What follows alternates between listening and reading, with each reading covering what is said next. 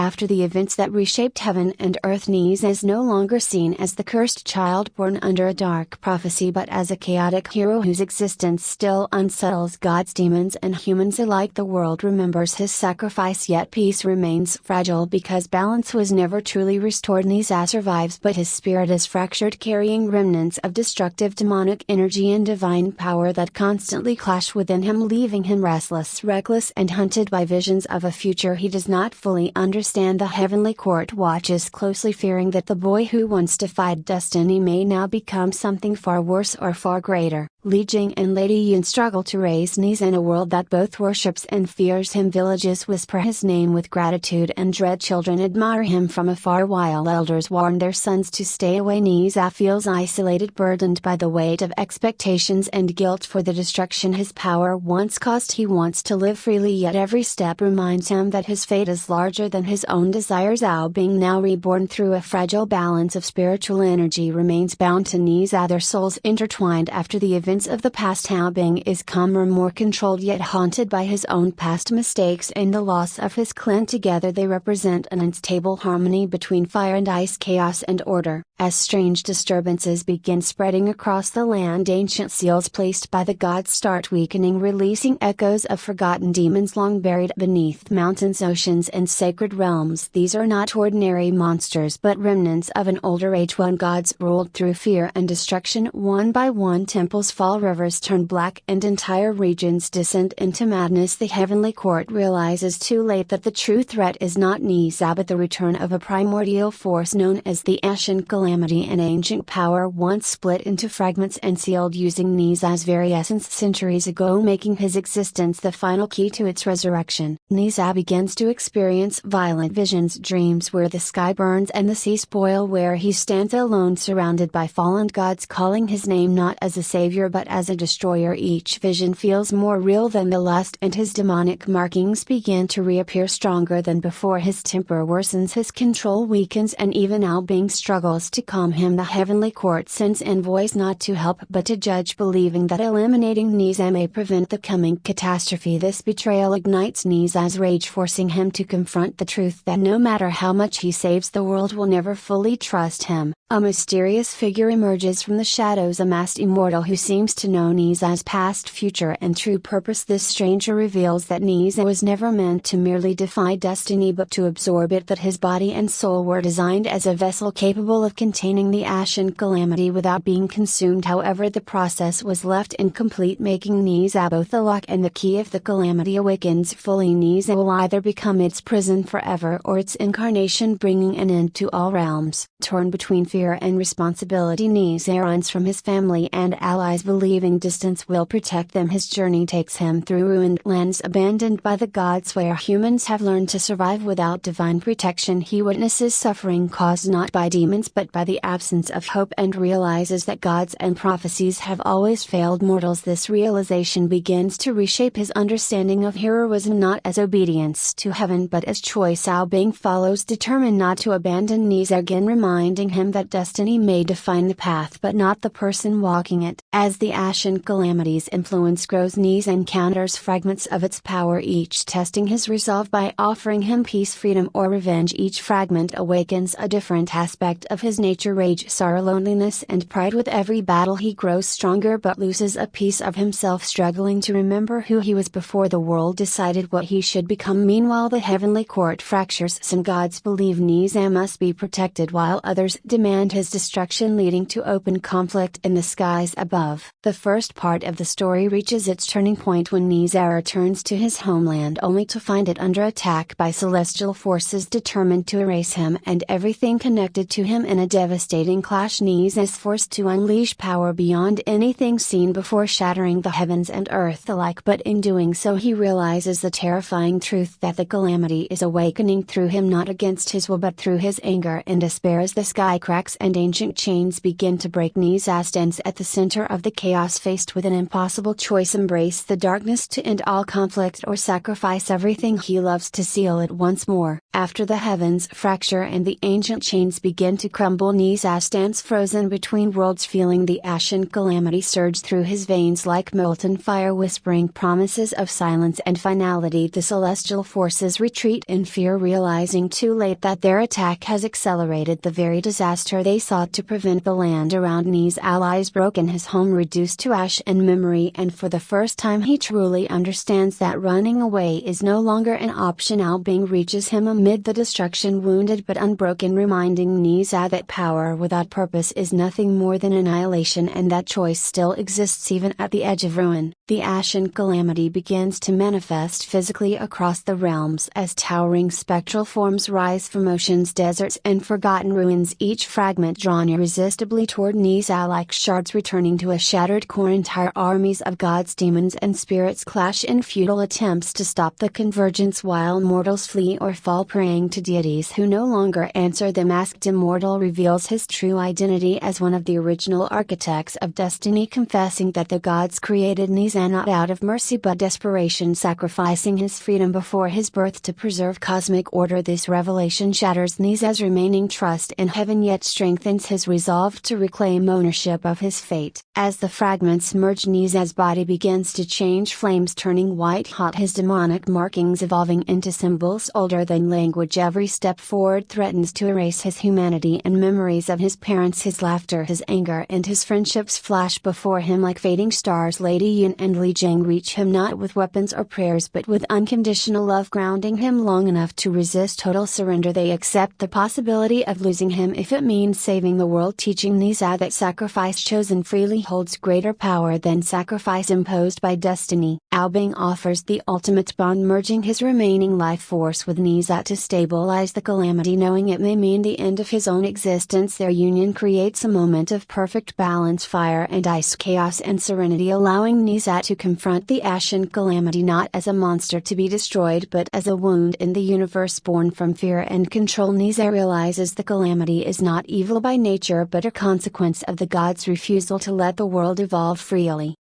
In the final confrontation, Ne Zha refuses both paths offered to him, becoming neither eternal prison nor embodiment of destruction. Instead, he reshapes the power, tearing destiny apart and redistributing it across all realms, breaking the cycle of prophecy forever. The heavens fall silent as divine authority dissolves and the world is left without rulers, only responsibility. Ne Zha survives but stripped of godhood and curse alike, reborn as something entirely new, neither hero nor demon but human at heart. The story ends with Ne Zha walking into an uncertain future with no prophecy to guide him, while the world begins rebuilding on its own terms. Legends of him fade into myth, yet his impact reshapes existence, proving that true freedom is not granted by gods but forged through choice, courage, and compassion, even in the face of annihilation.